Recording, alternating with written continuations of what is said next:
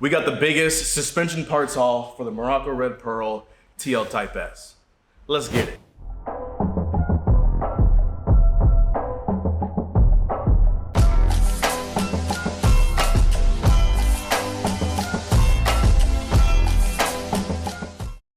Coilovers.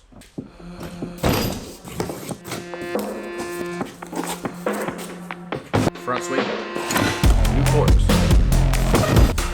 Brake cleaner. Fast line performance. Mounts. Black Rust-Oleum paint. Front and rear brake pad. Front and rear stop tech rotor. Sankey 555 lower ball joints. ABS speed sensor. Aftermarket axles.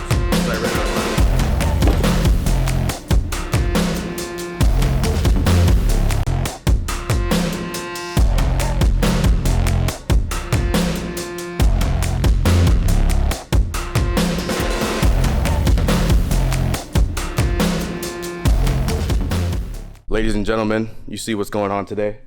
Welcome back to the channel. Welcome back for another episode with the MRP. If you guys missed out on the last video, check that out. It's only like 12 to 14 minutes long. And then check out this video because you're gonna be missing a lot of the reasons why we decided to go this route instead of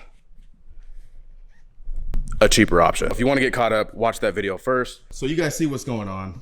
We went out, picked up everything we need to rebuild this entire suspension. All I ask is you guys drop a like, comment, and if you're not, subscribe to the channel. Let's go over everything we have here. Give me like 2 minutes and then the rest of the video is gonna be just like time lapse and stuff getting done. Let's just start with the parts. We got the Flex Z Teen coilovers from heeltoe automotive. We also got the Super Pro lower control arms with polyurethane bushings, a little bit stiffer, super clean gloss black finish. We picked these up this morning. We got the upper control arms adjustable from Skunk 2. I'm waiting to run these because our upper ball joint, one of the threads is of course broken. So we're actually not gonna be running these. Fastline Performance engine mounts from heeltoe automotive. All of these OEM pieces we picked up yesterday. We spent 350 bucks. Axle rings. We also picked up lower fork for the driver's side. And we got 2 new bushings for our front sway bar. Then also from Acura, we picked up a new front sway bar. Back here, we got Akibono front and rear brake pads. We got the Movotech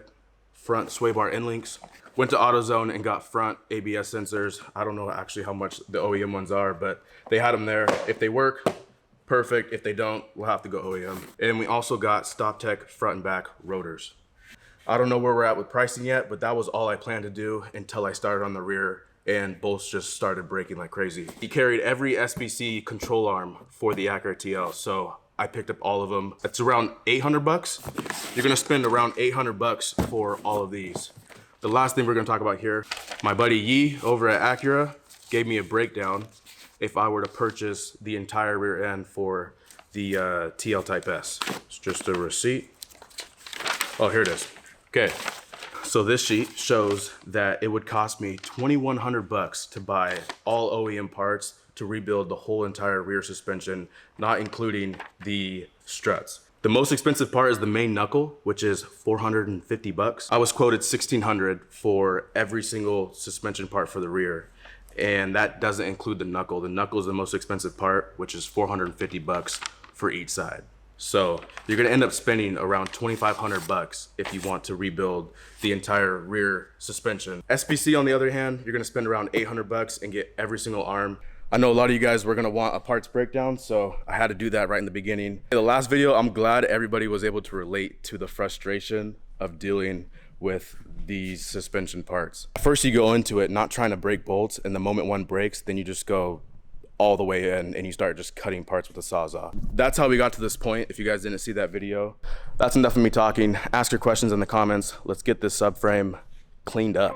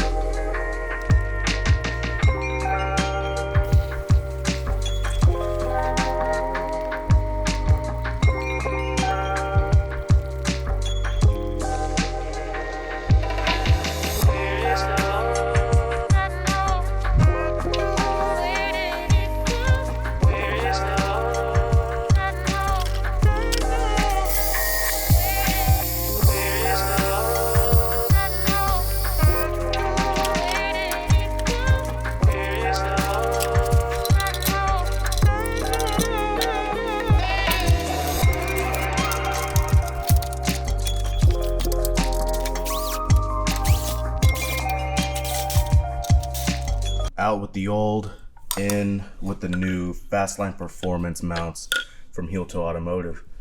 Brand new subframe, pretty much. It's just about ready to go back in. We had to drill and tap a new thread on this side. It's a size bigger. We've gone through all of our bolts on a replacement bolt for this side. Original one stripped on. Our parts marinating in some rust remover. The next thing on our to-do list is an oil change. Not just any oil change. We're gonna be removing the pan. The easiest oil change. Oh, look at that. Look how loose that motor is. First oil change of the MRP Type S.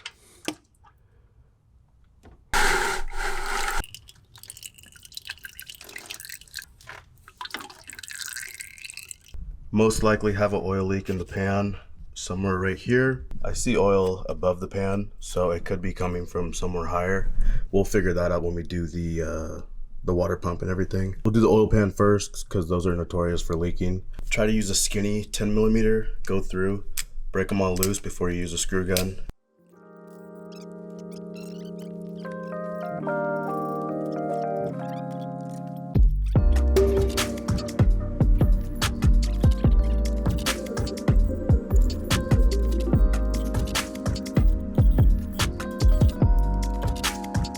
We went through and scraped it down with a knife. Let's get this tossed a little bit. Come on. Fresh Honda Bond. We're gonna seal it with when we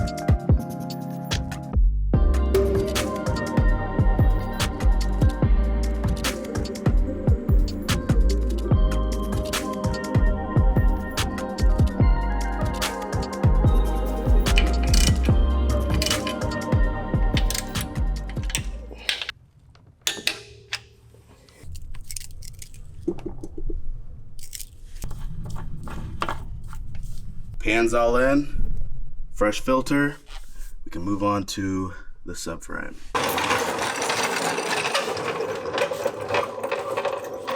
Brand new sway bar, some fresh bushings.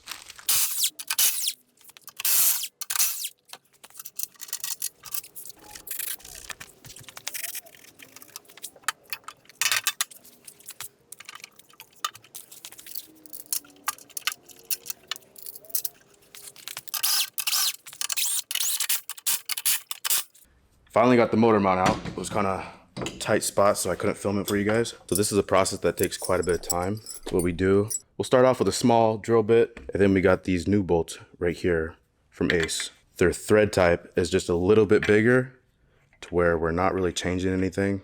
Like the amount of material we're actually taking out is very small. So here is the before. Let's just try to get it done.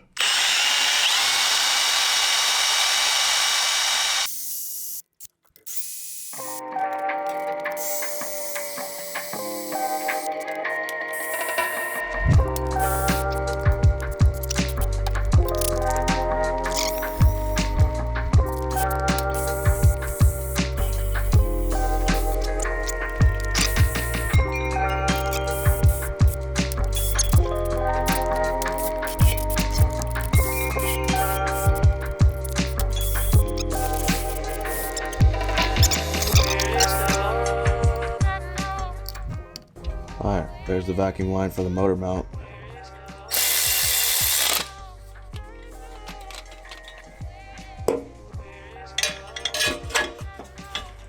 New motor mount going in from the back side. We gotta make sure we got it facing towards the engine. So it should be right here.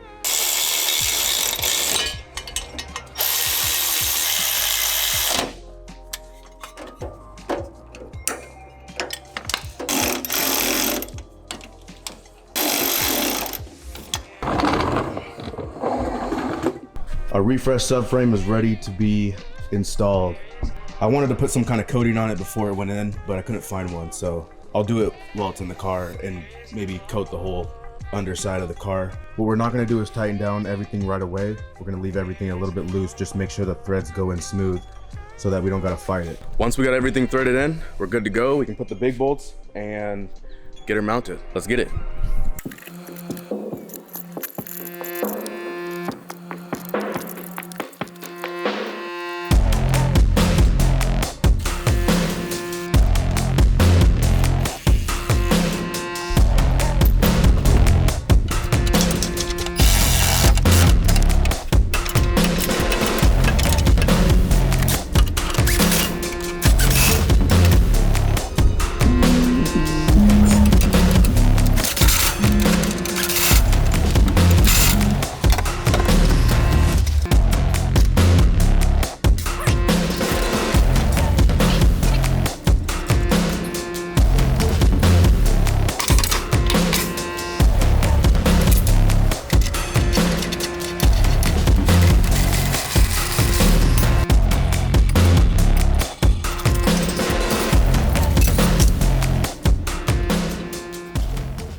And we finally got the subframe in.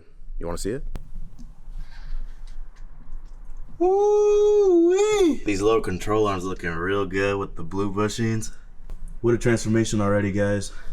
It's 11:30 now. We started on the subframe around 5, and I didn't just get done. I've been working on those forks the last couple hours. But yeah, it took us like 4 hours to do this subframe because I got it up, things weren't lining up right, had some bolts in, had to pull them out, had to reline it up, and then the main problem was just that my jack wasn't like perfectly centered with it, so it wasn't lifting up the subframe like perfectly even.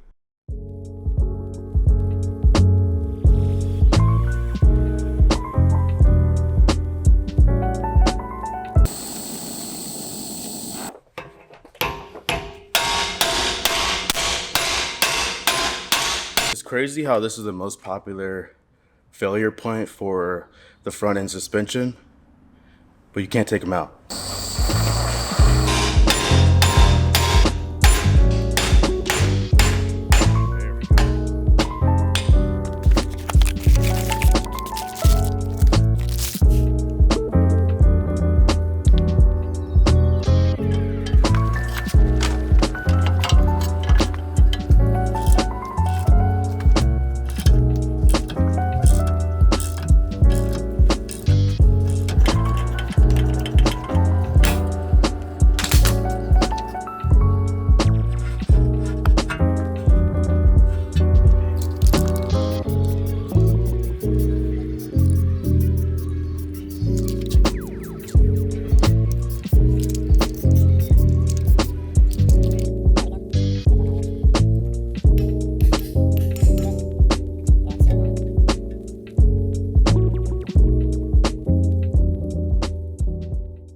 All right, guys, we made it to a very satisfying, finally. This has been all day today, and today is day 2. But we've got the knuckles ready and prepped, ready to go in. I guess the only thing is bending these boys back into position. Right now, they look terrible. Found this piece in the back of the shop, so we're gonna be reusing this one. A lot cleaner than the ones that came off the car. We got the forks, we got the OEM hardware ready to go. Our ball joints pressed in, still need to slide in this little keeper. The process of doing this was very time consuming, but pretty much what I did was I grinded every piece of rust down as much as I could to where most of it looked like metal, and then we painted it with black. We got the Movotech end links, and these are nice because we're able to put a wrench right here on the inside. I didn't want to spend the money on the brand new axles, we're already way over budget, so we got the Duralast. But I really don't want to run the Duralast because it's kind of a risky game with vibration and stuff when you buy aftermarket. So, but the OEM ones are just fine. I mean, they got some rust on it, but I think we can reuse them. I had no shaking before, so I don't think these are going to be the cause of any shaking. We got every arm except for the end links for the rear end. Not all of these came with new bolts, and that's going to be a big problem because we literally cut everything down here and we're down to this, and we still have pieces just hanging on for dear life.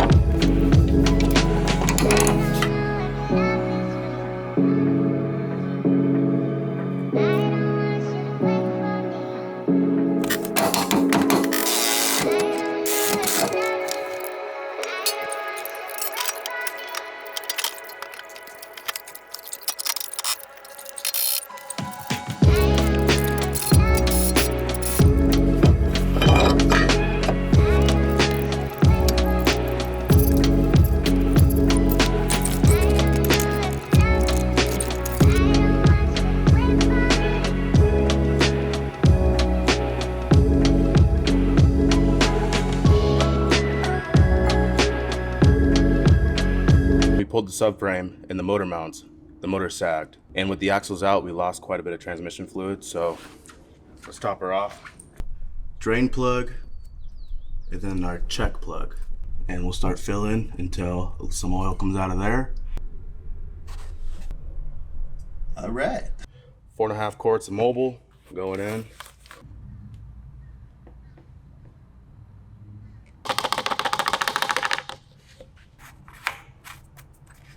Parts table is disappearing, guys. We still have the rear end. The front end is finally complete. Check it out, guys.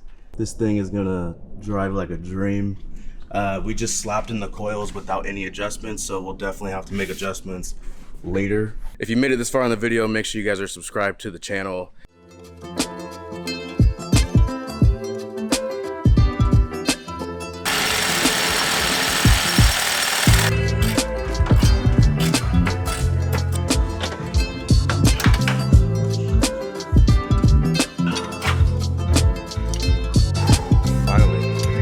This is my last TL. We ain't doing this no more. We're gonna have to replace the entire rear knuckle piece. This car is not gonna be off the ground for forever, it feels like. I mean, what happened is this bolt just seized inside this bushing. This one and this one, you guys can see right here how this bushing came out. It just came out with the bolt. Like, first I didn't realize what I did, and I've done hours of work taking apart everything else. I wanted to separate the knuckle from the bearing and the handbrake assembly and everything. So we took apart the whole assembly. As soon as I saw that, I'm like, forget it, we're done tonight. So here's the plan though. We resurrected the trailer build. Zero rust down here. And I've already taken apart everything before, so it should come apart fairly easily since we had the whole rear subframe down and everything. So I'm gonna be able to reuse all these bolts and use anything that I need to use here. Our main focus is getting this rear knuckle out because I don't want to spend 450 bucks for one side. So thank you guys for watching part 2 of redoing our entire suspension. Hope you guys were able to learn something in today's video. I'm sure the biggest thing you learned is if you have rusty suspension parts, take it to a shop or buy a lift. And I tell you what, my back is not happy right now. So thank you guys for watching another video. Make sure you like, comment, subscribe, and stay tuned for part 3 for the rear end. And then we'll take it on a test drive. This thing's gonna feel amazing when we're done. I already know. And we'll keep moving forward because we got a ton of stuff we still need to order from Heeltoe. So stay tuned, subscribe. We'll see y'all later.